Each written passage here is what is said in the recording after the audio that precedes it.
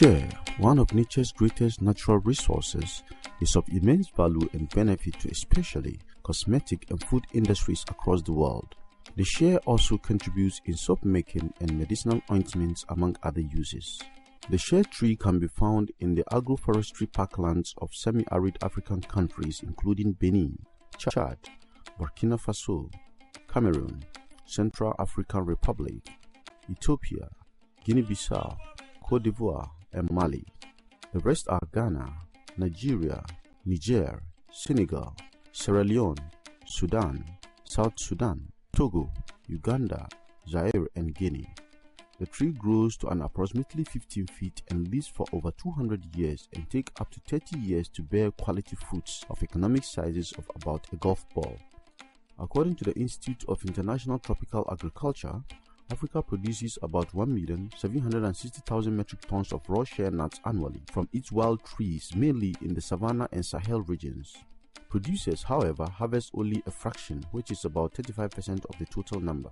Total production potential of the shea kernel is estimated at over 2.5 million metric tons. In recent years, the shea exports have grown exponentially, with many businesses rapidly springing up as a result. The industry was valued at $100 million in 2008, and it is expected to grow to $500 million in 2014. The shea is critical to livelihoods of more than 50 million women across West Africa, majority of whom participate directly, especially in collecting the nuts for consumption and for both local and international buyers. In Ghana, the shea tree is in abundance over almost the entire northern, upper east, and upper west regions of the country, covering land area of about 78,000 square kilometers. Sparse shea tree cover can also be found in areas like Brong Ahafo, Ashanti, Eastern, and Volta regions of the country. It is estimated that Ghana has about 10 million fruiting shea trees that yield an estimated 200,000 metric tons of shea nuts, of which only about half is collected. The shea industry is known to engage more than 900,000 women in northern regions of the country who collect about 130,000 tons of dry nuts annually. Taking into consideration all key actors along the supply chain, the industry is again known to benefit close to 2 million poor people, out of which about 95% are rural households. In most of the collection communities, shea nuts collection and marketing forms the key economic activities apart from subsistence farming. Ghana is in the forefront of the Global Shea Alliance. The alliance is made up of industry stakeholders such as the world's largest buyers of shea nuts and butter, traders, processors, service providers, and non-governmental organizations from across West Africa and around the world. The shea industry has been characterized by fragmented, disorganized stakeholders for most of its existence. Most of the 21 producer countries do their own thing and make unilateral decisions not based on the global nature of the industry. In order to bring some order and structure to the industry, stakeholders came together in 2011 to form the Global Shea Alliance. The alliance was initiated in 2010 and finally formed in 2011 as a non-profit organization registered in Ghana and currently has 120 members, joining the 28 founding members. Well, the Global Shea Alliance for me is an organisation that brings together all of the actors within the supply chain for shea butter, otherwise known as karité. It allows us to take some of the lessons that have been learnt over the years and improve how karité or shea butter will benefit the women who go and collect it. The first objective is to create market expansion through awareness and identifying new markets. The second objective is a policy advocacy to ensure stakeholders are supported for the growth of the industry. The third one is value chain competitiveness, which will promote quality, transparency, and efficiency in the industry. And the last is sustainability impact, which is to develop and deliver services targeted at improving sustainability in the industry and all stakeholders. The Global Shea Alliance aims at building economically viable, environmentally friendly, and socially responsible shea nuts and shea product businesses across the world. And so far, we've had a conference that brought together all stakeholders. Most of the stakeholders are from a number of countries, 32 countries. Since the inception of the Alliance, adequate attention is directed towards integrating shea nut collectors in Ghana into profitable and sustainable local and international market chains. However, this effort is challenged by the fact that the quality of shea nuts produced in the country is on the decline. For instance, the contract specification of shea nuts in 2003 was 48% minimum oil content, 5% maximum free fatty acid, and 6% maximum moisture. Today, due to the declining quality, buyers are compelled to put up specification of 47 minimum oil content, 8% maximum free fatty acid, and 8% maximum moisture. What we discovered during our stakeholders meetings and conference last year was that partners, especially the big buyers, were concerned about the quality of the nuts. Now, quality is an integral part of the end product, which is the shea butter, and it starts from the nuts. And for that reason, we decided the way to tackle the quality issue is to go to the farm gate and make sure that the nuts that are produced are quality nuts. And so we rolled out these pilot programs in the various countries. In light of this, the Global Shea Alliance is undertaking a behavioral change project called Shea Quality Improvement Project, or SKIP, that is aimed at improving the quality of shea nuts produced in northern Ghana. SKIP is jointly financed by the Alliance, BDS Fund, and the project is being coordinated by Meridian Agri Services. Well, for me, quality is the key to expanding the market for karité and driving greater benefit to the women. If you're able to improve the quality of the karité or the shea butter that the women produce, they will be able to earn more money, they will be able to put more money into their communities and benefit their families. I am a member of Shea Network Ghana, and I'm also participating in this Global Shea Alliance program. Yes, I know that we have specific problems that are very particular to Ghana. We have common problems, but we have also specific problems which are of national interest. And so, being a member of Global Shea Alliance as well as Ghana Shea Network, I believe that when the two associations collaborate, we will be able to achieve our objectives. The SKIP project is implemented through the following approach: collection and testing of shea nut samples from various collection communities in the northern regions of Ghana, development of shea quality improvement steps which involves printing of trainers' guides and posters, as well as training of trainers' sessions for community-level training partners. Other approaches include carrying out series of behavioral trainings and public announcements for collectors at the community level, behavioral trainings for collectors, monitoring of shea collection activities, final sampling and testing, as well as scale-up shea trainings at the community levels. We are going to look at how to process good quality shea nuts.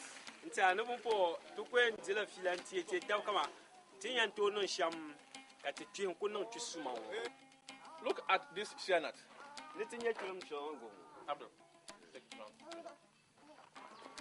Do you like it? They don't like it. Why don't you like it? No, like it, jelly. That is black because it's black. Look at this thing. It looks like it has a tail.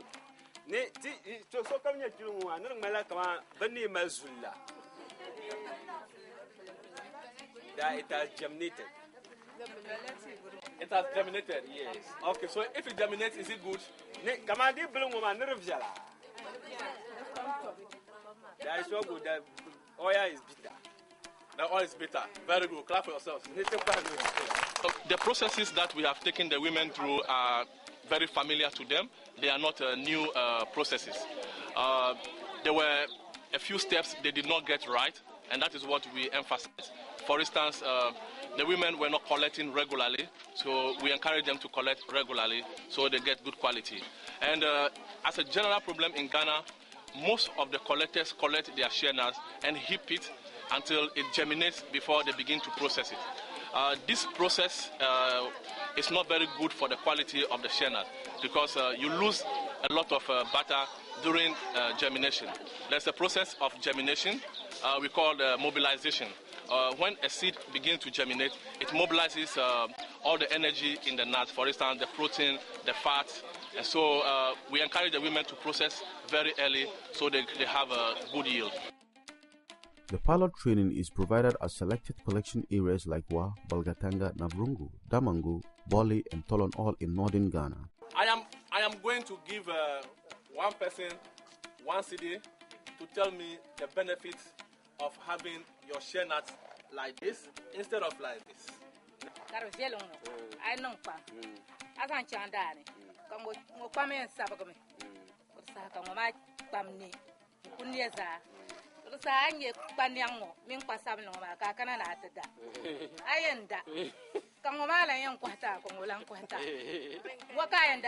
Okay, she's saying that if your nut is when you process it to butter, and this one to process to butter, that this one butter will be very clean, and this one will be black. That when you send it to market and I'm a buyer, I come, I will not prefer to buy this black one. I will prefer to buy this clean butter. Okay, very good. Clap for her, clap for her, clap for her. Yeah.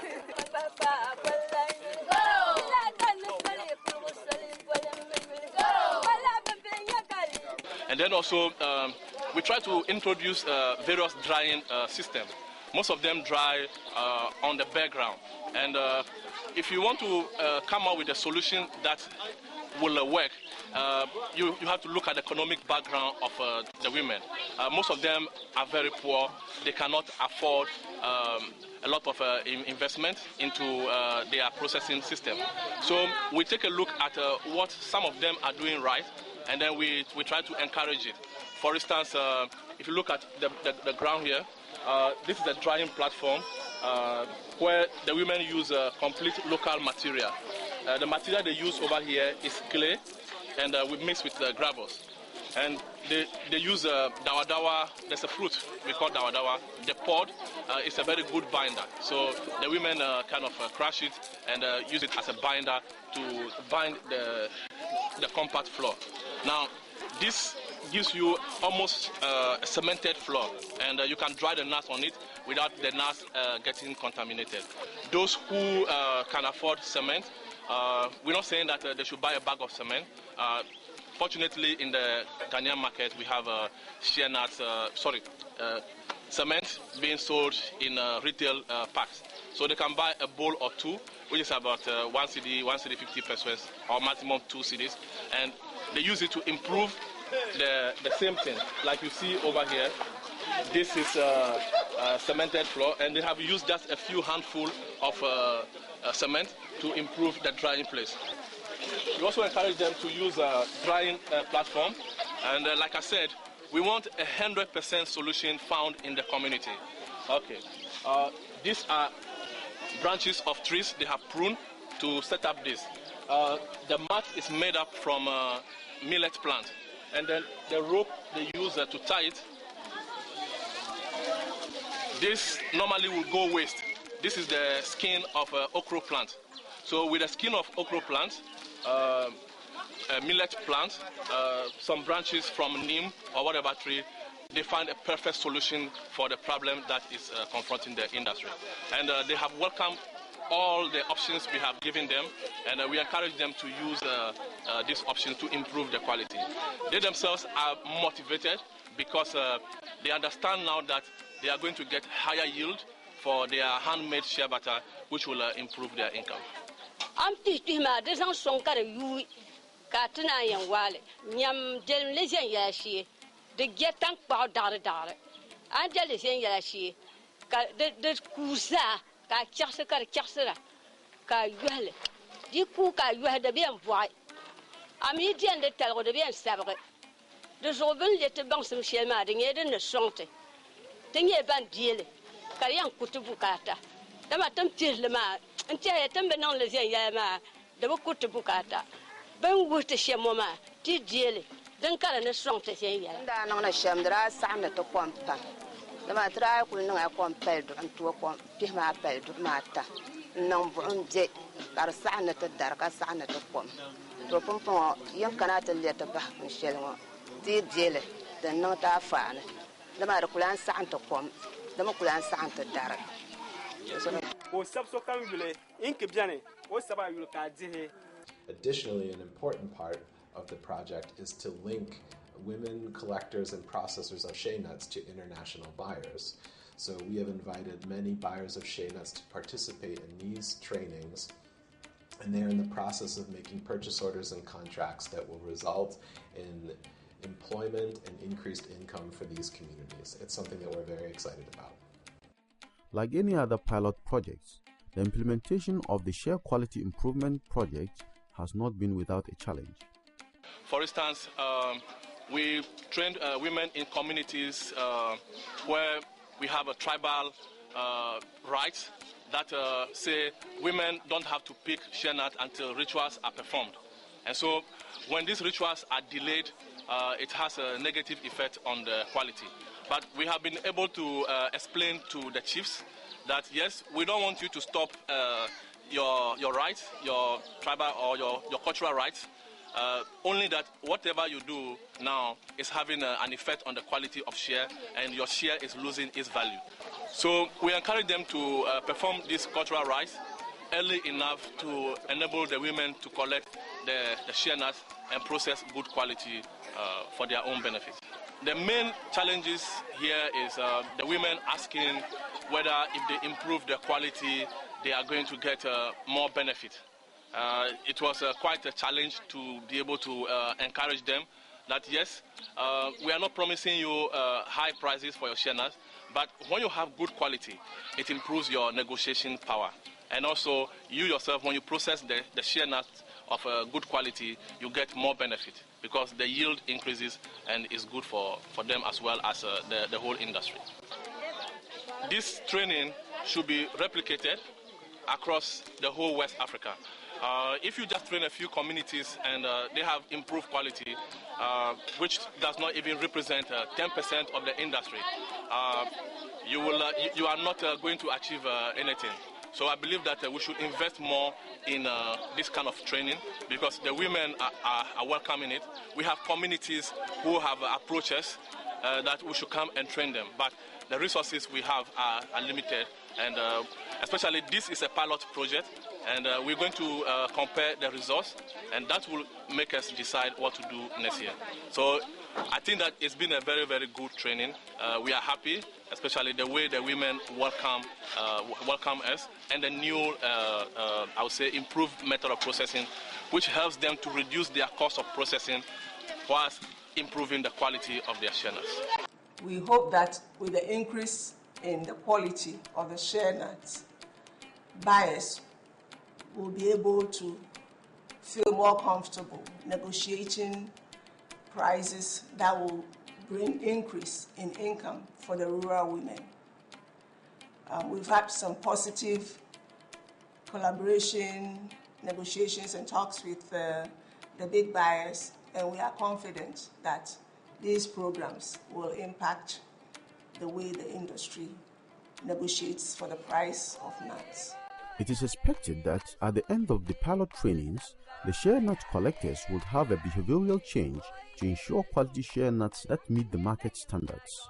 This means increased income and improved livelihood for the thousands of direct poor beneficiary households, the entire northern sector and the country at large. But in order to achieve the desired impact, the Shea Quality Improvement Project needs the cooperation and support of all stakeholders such as collectors, buyers, civil society, financial institutions, and more importantly, the government, so as to attain the maximum outreach.